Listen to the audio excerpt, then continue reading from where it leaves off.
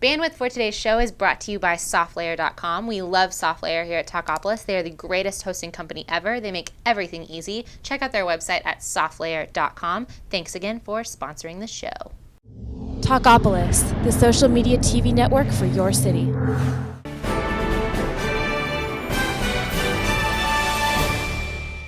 Well, welcome back, everybody. Final segment of Political Soup with Crom Carmichael. I'm Joe Williams, and Crom, we promised him a dynamic final 5 minutes, and we're going to get the dynamics from, get ready for this, the Congressional Budget Office. Who would have ever thought the Congressional Budget Office would supply us with a dynamic ending? Well, there are two ways of thinking about how to predict what the revenue from a change in the tax code. One is called static scoring. The other is called dynamic scoring. Okay. Congress has historically required the CBO to use what is called static scoring. And what's that mean? Well, let's say that the current tax rate is 50%. Let's just say we're 50%. And let's say that Congress said, tell me what would happen if I raised the tax rate to 100%. Now, we both know that if you're paying 100% in taxes, you're not going to work at all. Exactly. We know that, okay? But the Congressional Budget Office would say that revenues would double because from 50 to 100 is doubling. That's the static model. That's stupid. Well, I'm sorry, I can't find another, forgive me, I just can't find another word for it. Well, and then when they say, when they're asked, well, how did you miss by such an enormous amount? They say, well, because I did it the way they told me to do it. In other words, what they say is, if Congress says that 5 plus 5 equals 40, then that's what they will report, even though we know that 5 plus 5 equals 10. The CBO will do what they are told. If they're given rules that are false, they still have to play by those false rules. Now, what dynamic scoring attempts to do is it says, okay, if you change the tax rate, will it change behavior? Now, if you reduce the tax rate, will it encourage certain activity? If you increase the tax rate, will it encourage or discourage certain activities? And so here's a perfect example. The Congressional Budget Office was asked to score, this is his history now, was asked to score what would happen if you cut the tax rate from the capital gains rate from 20% to 15%. They came back and said that if that were to happen, that the revenue would drop from $69 billion to $65 billion in capital gains. But the rate was cut, and so what actually happened?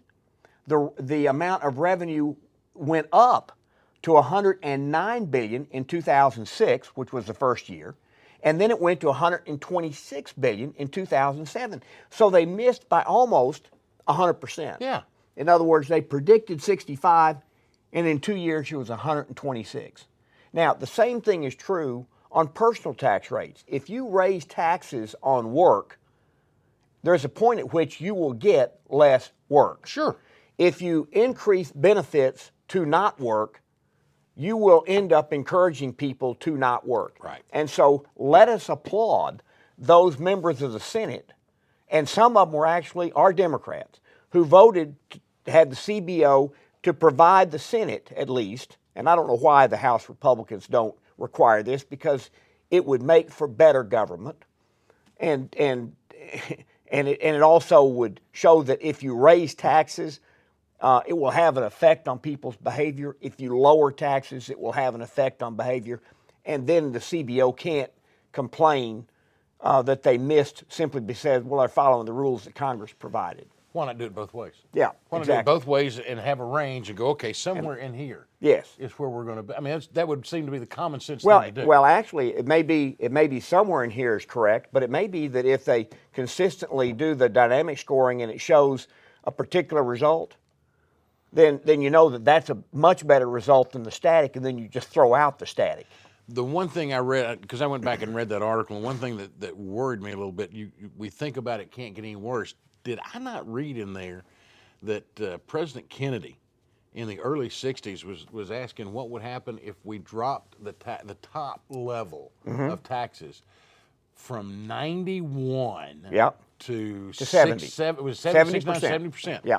So at one point, anyway, the top personal tax rate in this country was 91%. Yeah. I mean, I think it was the year I was born, quite Yeah, honestly. yeah. It's when Kennedy took office, and he cut it to 70. Then what happened was, just for a very brief little deal here, then from then all the way until Reagan became president, it stayed at 70, but the brackets didn't change. So when you had the inflation in the 70s, Everybody got bumped up into higher and higher and higher tax rates. And I mean, I think, you have to go back and check, but I think the top tax rate in 1979 of 70% hit at $59,000. Oh my. So and then Reagan came in and he cut it to 50, then he cut it to 28, and you had 8 years Of massive growth. Higher incomes, greater employment, and even when Clinton, let's remember, Clinton cut the capital gains tax rate from 28% to 20%. We had a surplus. We ran a surplus. The amount of federal spending under Clinton as a share of the economy, even though federal spending continued to grow as a share of the economy, because the economy grew so much in his last 4 years, it dropped from 21% to 18%. So people who say that you have to stimulate the economy with more government spending, the facts absolutely prove that that is false. After World War II, federal spending dropped like 70% in 12 months. No war effort. And the economy exploded. So all the facts support private sector growth, improves the number of people working, improves incomes, and improves prosperity. You can go back and look at any period in history. You can go back and look around the world.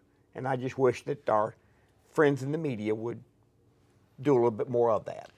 If you've heard nothing else in all these political soups, that last little 3-minute segment from Crom, I think, is about as good as it gets. Well, thanks, John. Trying Appreciate to explain things. I mean, Appreciate it. Yeah, that just kind of, puts it there. There are some questions I still got to ask, but that's for another time. We've run out of time this week. Crom, have a great week. Joe, you too. Look forward to seeing you next week. You bet. What are you going to bring next week? Don't know yet. Oh, Lord, that worries me. Have to read the paper.